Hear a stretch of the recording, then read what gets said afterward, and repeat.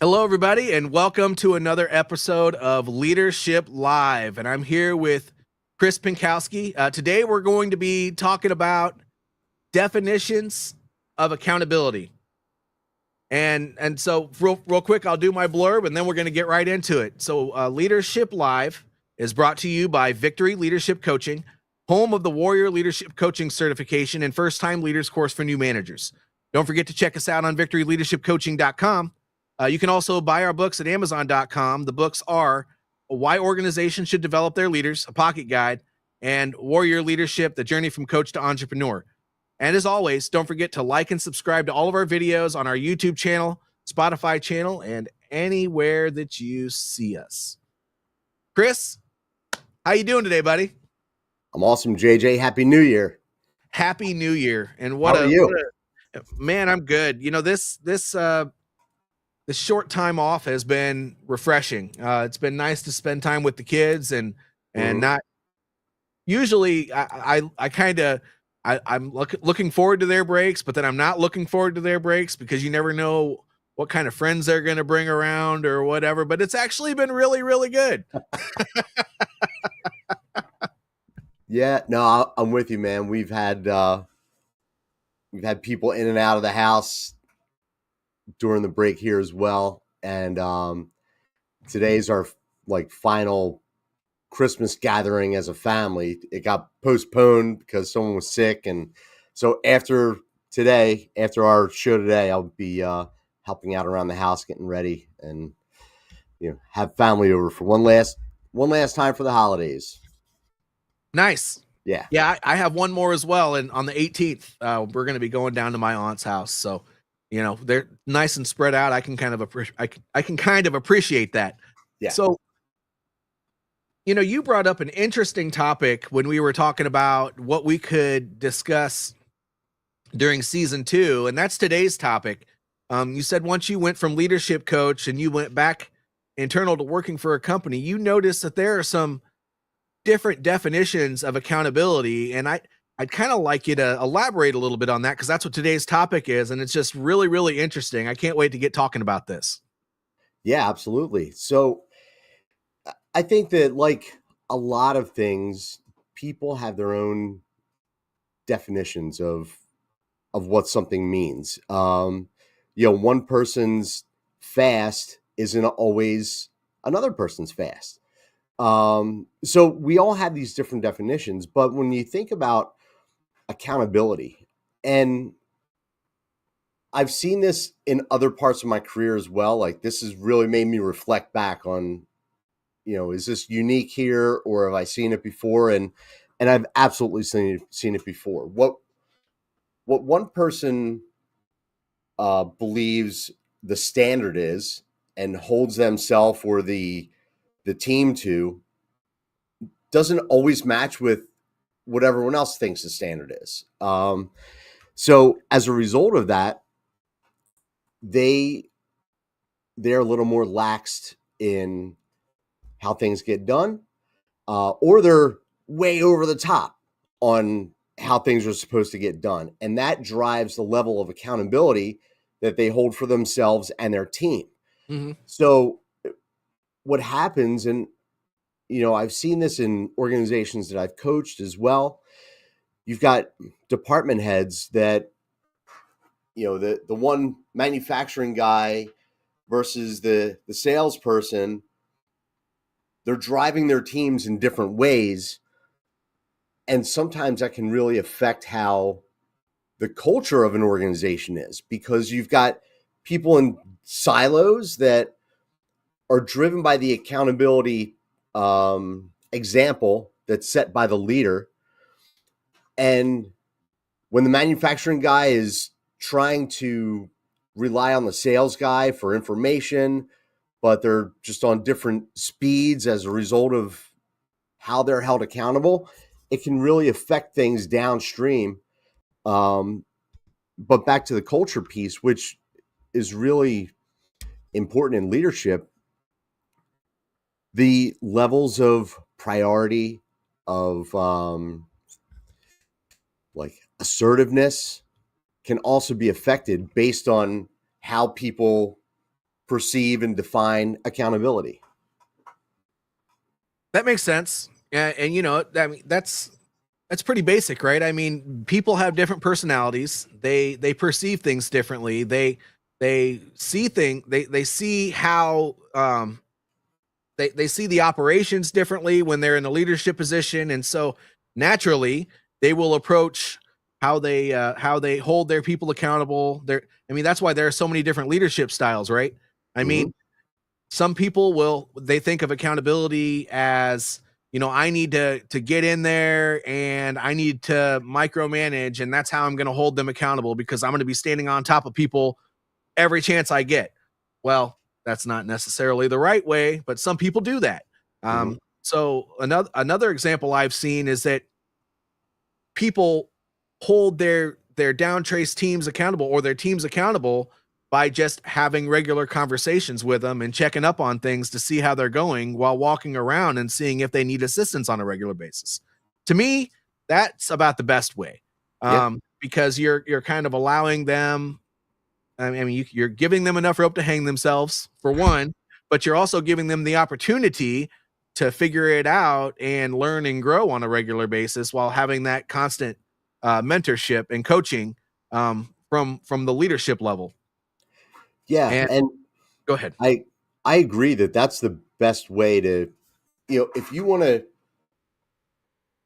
have a blanket like accountability framework of doing things, just what you just described is definitely, foundational to that, right? When you're out and about, when you're constantly communicating with the people that report to you, understanding the difference between micromanaging and being there to support, because some people could see that, like, if you're up and about all the time, it could be perceived as like, this dude is looking over my shoulder all the time, he's micromanaging me. So there's a fine line that the leader has to walk of the conversations, the support, asking the right questions without coming across as or even micromanaging.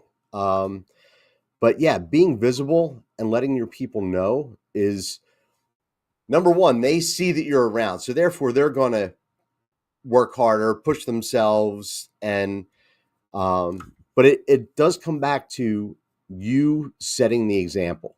Yeah. That's you as the leader have to define what accountability is. And if you're in a company that's got a management team and different functions, at the top level, there should be a definition of what is accountability. And then those leaders need to kind of filter that down, because you've got to create a baseline within the organization. And that's a good point. I think one thing that, you know, not just first level leaders, but I think second level leaders, and if they weren't trained correctly, probably all management tiers struggle with, is that they don't really define, you know, what is the standard. You know, is that you know that we have all the pallets put away at the end of the day? Is that, I mean, whatever the case may be at whatever job you work, but you know, what does success look like in a day? What does Mm-hmm. success look like in a week? What does success look like in a month? And then figuring out what those left and right limitations are so that you can let your people know. I think that a lot of people, you know, they kind of go through the motions every day and pardon me, they go through the motions every day and they're just trying to get through work, and get as much stuff done as they possibly can because that's not defined. But when you define that, now you have a baseline. Yeah. And if you know what right looks like and you know what wrong looks like, and you kind of let everybody know what that is, now you have, well, I'll call it a sight picture. So if you are staying in your lane and working on the things that you're supposed to, and you know what right looks like and wrong looks like, well then if things start going outside of that, now you have something to coach. You Mhm. have some you can start building professional development advice. You can start assisting with things, but if you don't have that defined first, then it's going to be really difficult to hold your people accountable, because Yeah. if you don't even know what right looks like, then how are you supposed to expect anybody else to know what right looks like? Because it's just it's another example of like a failure loop, and usually it's due to a lack of clarity. Can you go a little deeper on what you're saying by right? I want to make sure that I've got the context here. Um, I'm assuming, and I don't want to just assume you're saying that right is the correct way of doing what we're doing, and where my roles and responsibilities begin and end, and knowing where those lines are, or am I off track? Well, no, you're not. You're partially there. So when I say the right thing or doing what you're supposed to be doing, you know, everyone has. So once you get below a certain management tier, your people are supposed to be working on accomplishing a certain task, Yes. knowing what your left and right limitations are so that you can stay within your lane. Also, what are your metrics? How are you measuring success on a productivity level to Yep. know that you're meeting the ultimate goal to meet the mission of the organization that you're working for? If you don't know what the standard is, then you can't really help people understand how to meet that. Or, I mean, typically you won't necessarily need to slow down, but you might need to, depending, because if you have too much throughput, that could also affect, backlog and stuff like that. So, you really got to be careful with those certain things. But if you don't have that defined, then people don't really know where they should be. And that's Okay.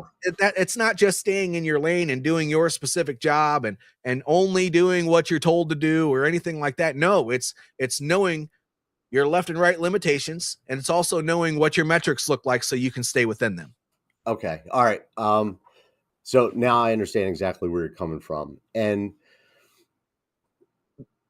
my thought there is that accountability, like, man, we talk about so many different things relating to leadership, have layers, right? Yes. Accountability has layers, and there are tools that can help. And you mentioned some, like, what are your metrics every week? What does your daily work look like? What are the daily metrics that you have to hit? And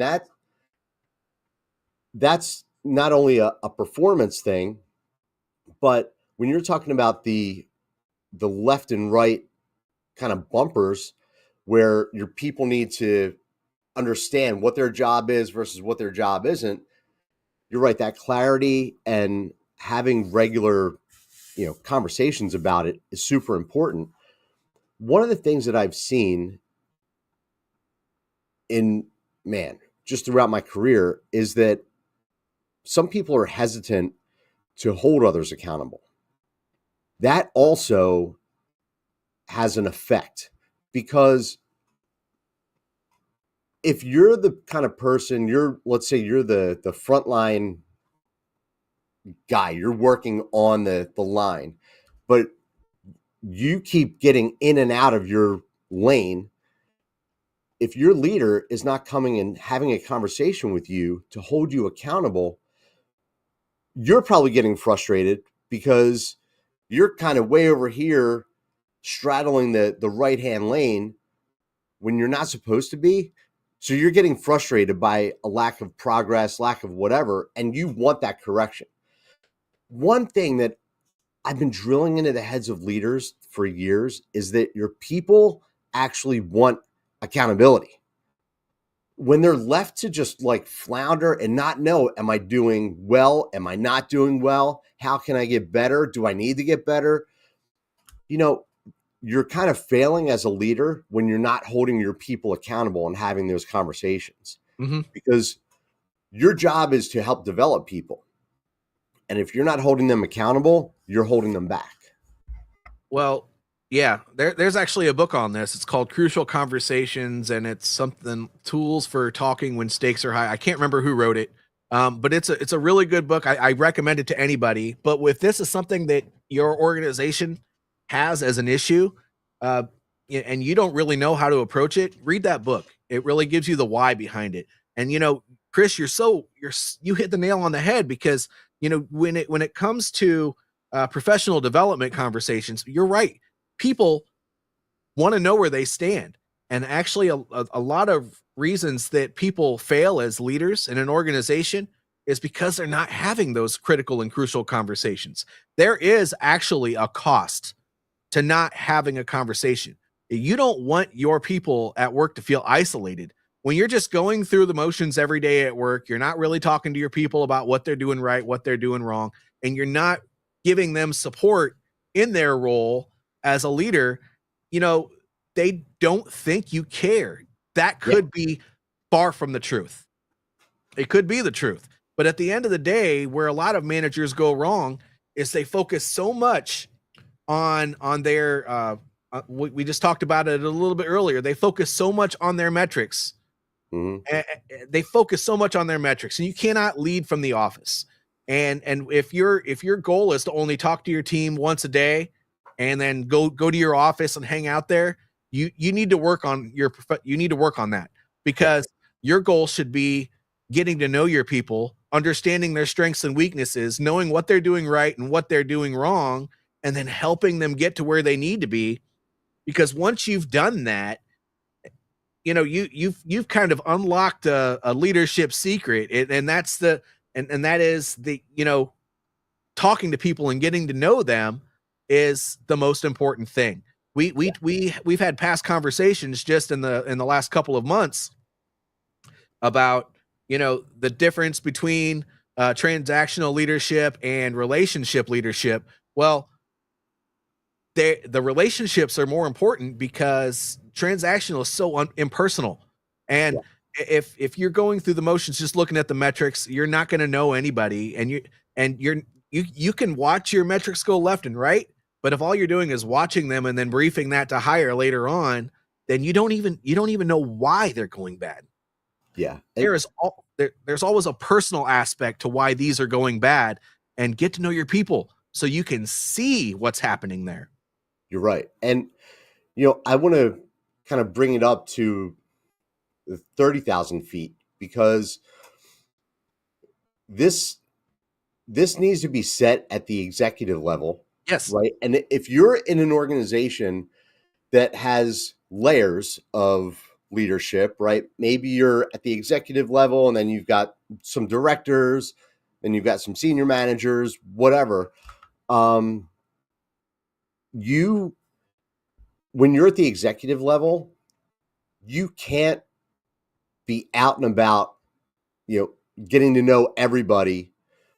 So you've got to empower your director, right? Hey, Joe Snuffy, I need you to make sure that you've got relationships with all your senior managers who report to you. I need you to be visible, but I also understand that you can't be out like walking the job site or the plant or whatever every single day and getting to know every single person that works there, right? Make yourself visible, but as you get closer to the ground level, that's when more interaction and knowing your small teams, like if you're a manager and you've got a team of 6 people, you should know all 6 of those people really well. And then it starts to filter up. That can also, that's when the communication is flowing up and down. And let me just also stop and say, if you're at the executive level, you still need to make the effort to get out and about and talk to people and still meet people. Like, you shouldn't be this, in the minds of your employees, this fictional person that just hangs out in an office and looks at spreadsheets and shit like that. Like, you also need to be out and about and getting to know people, just not at the same level as your frontline managers. But what I was going to say is that when you've got that kind of communication and accountability up and down the chain, that's when that frontline manager goes to their senior manager and says, hey, you know what? I just found out that Mary is having a health issue with a child. And she's going to, possibly need to take off some time extra, whatever. And then that kind of filters up. And then at the executive level, they're like, well, wait, we may have things in place that could help Mary. So, let's let's see what we can do for her. But if you don't have that kind of level of accountability and communication up and down the chain, then you become the corporate entity that seems faceless. And that's also not what you want from a leadership standpoint. Well, and you're right. It is different at every level. Once Mhm. the higher you get, the more hands off you are with the people that are on the front line, and that's okay. I mean, the higher you go up, the farther you stand back, and so that's important to understand. What I will say, and this is what I have always used as kind of a rule of thumb for that, and this is important to accountability, and I'll explain that in just a second. But when you're on, no matter what level of leadership you are, you should always be building relationships 2 levels up and 1 level down. That 2 levels up and 1 level down is there because your team is who you should be managing. Mhm. That's a given. Your peers, those relationships are important. It makes you more valid to have those relationships because if you need to leverage one another, you can do that. Your direct supervisor and his associates, his peers, those people are all important because they make the same stuff happen that you can at your level, but at a slightly higher level. And so knowing who does what and building those relationships is going to help you. And then one above that, your boss will always tell you if they're a good boss, I know that my boss has an open door policy. So if I can't get something solved, I encourage you to go 1 level higher and have that conversation. And you need to know that person. From an accountability perspective, though, what that means is that this is personal accountability. If you are not meeting your metrics, knowing all of those people, you will have the ability to gauge what's going wrong. And there should never be a time where you can't be doing what you got to do because you can talk to somebody at any point to either fix the problem or get a solution started. Mhm. And when you are a leader, there's no such thing as an excuse to say it can't be done. Yep. I pardon my language, but have you ever you've heard of FITFO, right? Well, unfortunately, when you're in a management position, a director position, or a CEO position, you got to figure the fuck out. You gotta do what you got to do all the time to make sure stuff gets done. Yeah. In a business, you can't afford to not get things done. That doesn't mean you need to be a yes man or just lead blindly like a robot or anything like that. But your job is a problem solver. Yep. From an accountability perspective, figure it the heck out. And if you don't, then that's why you have all these relationships because they know, all of these people will know that Chris is that guy that not only makes stuff happen with his team, but when it's time to think outside of the box, he knows everybody and he'll start talking and going around the room and he'll figure out how to make it work and he'll get stuff done. And if you're not that person that if you are that person that is afraid to build that relationship, whether it be with your peers or your boss and his peers or 2 levels up to be able to have that conversation when things get tough, then you need to work on that because it's an important skill to have. And from a business perspective, you're not doing the company any justice just being that guy that only oversees your team and that's all you do. Yeah. And you're absolutely right. And I thought you might have gone to this place as well. So you mentioned personal accountability. Yep.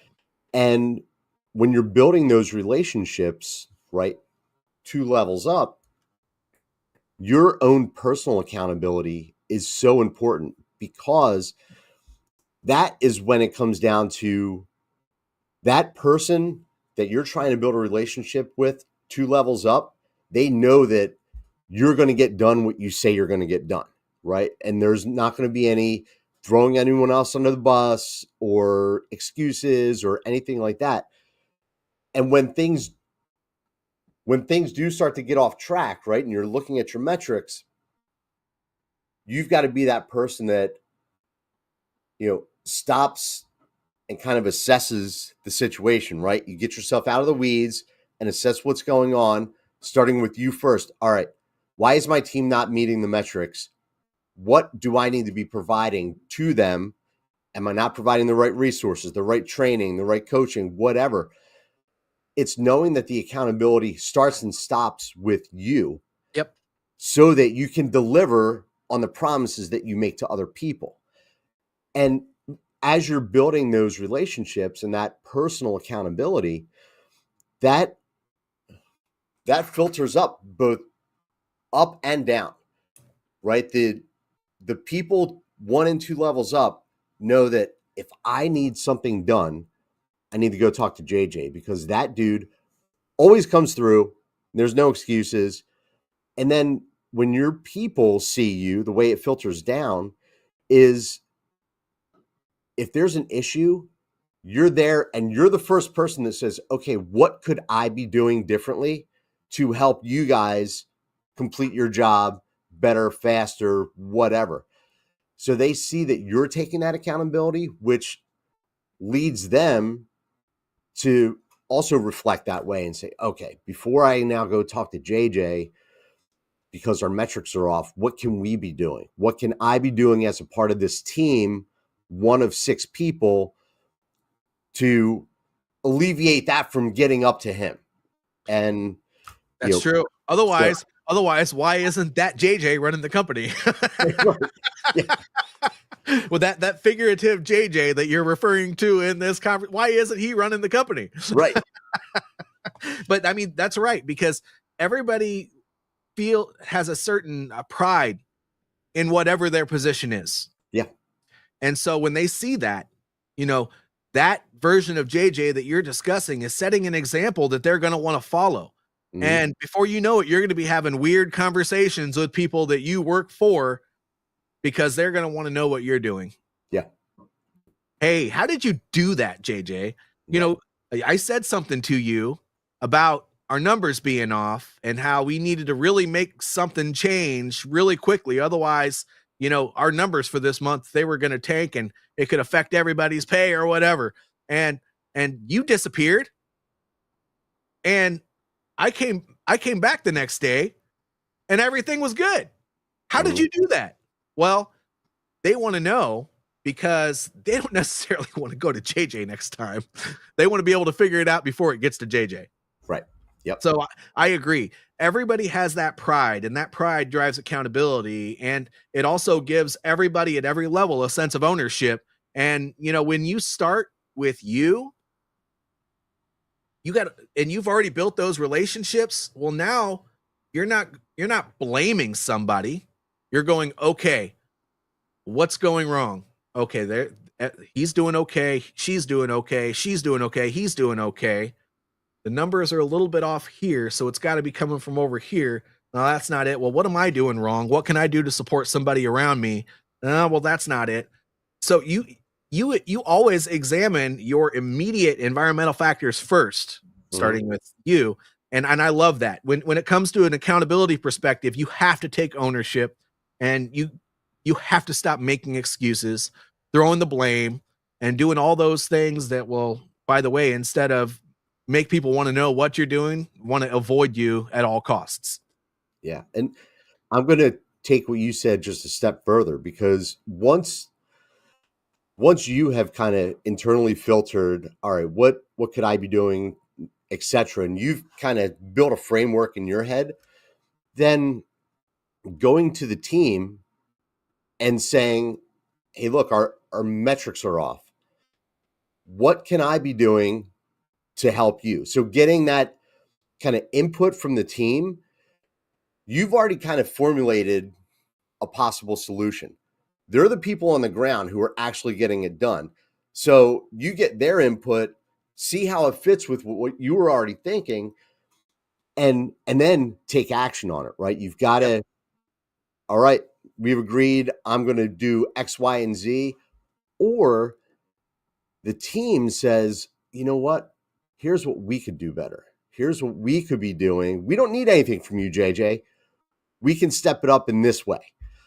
But it really comes down to you communicating that with your people and being vulnerable, for lack of a better word, going to the people that are doing the job and saying, hey, you know what, everybody? It doesn't look like we're hitting our numbers. So, how can I help that to happen? What do you all need from me in order for this to happen?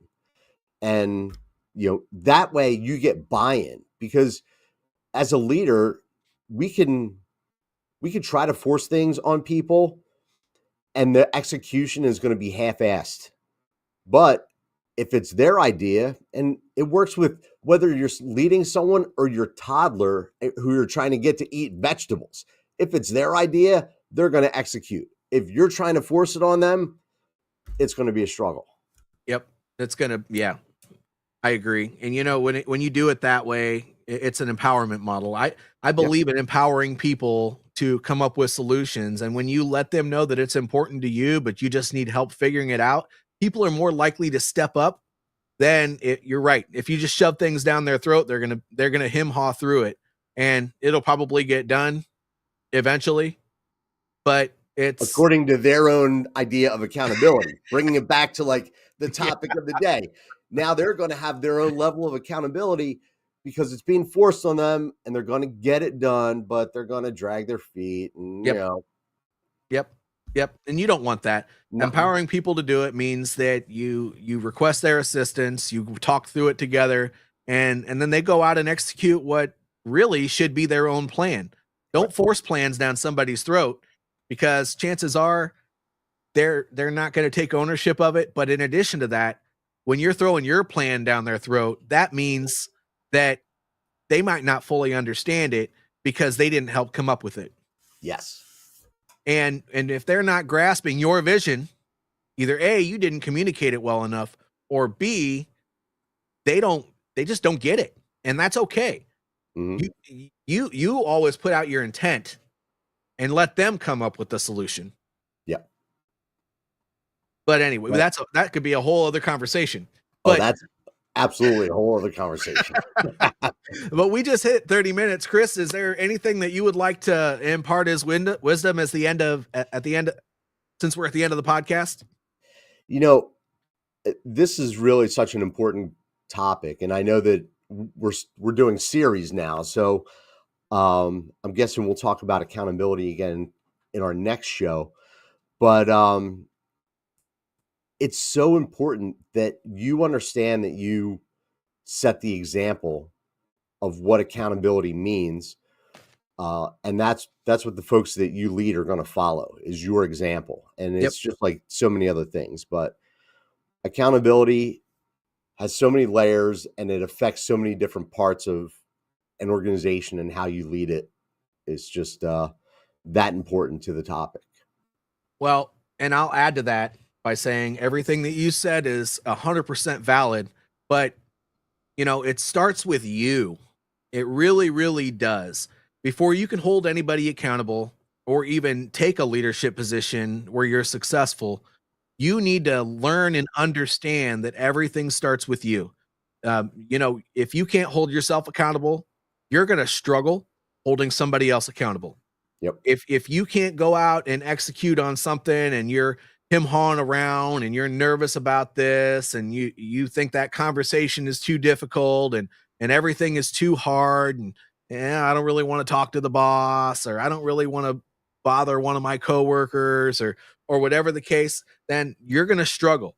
It all starts with you. When you're taking on a leadership position, really what you're agreeing to in that moment is putting all of your fears and inadequacies to the side, because now you are stepping up and allowing a group of people to rely on you. Mm-hmm. And as a result of that, your accountability level needs to be, I'm making no excuses. I'm going to do my best. And even if something's hard, I'm going to do it anyway. Yep. And if that's not you, then when that boss says you've been doing a good job, would you be interested in a promotion? You might need to second guess whether or not you say yes. Mhm. But anyway, that's what I think about when I think of how important accountability is. But you're right, we're going to be talking more about this. We have 2 more left in this series. You'll see it pop up if you follow our platforms here.